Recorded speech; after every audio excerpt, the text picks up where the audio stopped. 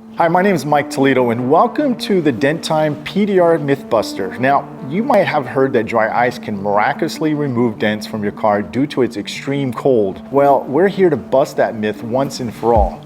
The truth is, using dry ice on your car dents only make the panel cold without fixing the dent at all. Now, let us introduce you to the real situation, Paintless Dent Repair or PDR. Unlike dry ice myth, PDR is a proven technique that professional technicians use to remove dents without damaging the paint. Here's how it works. First, a PDR technician uses a special light to inspect the dent in great detail.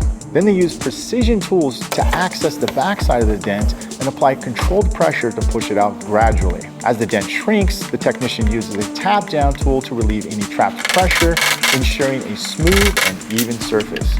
Now, this process is repeated until the dent is completely removed, all without the need for repainting or additional bodywork. So the next time you're faced with an unsightly dent, don't be fooled by the dry ice myth. Instead, trust the professionals and choose PDR to restore your car to its original dent-free condition.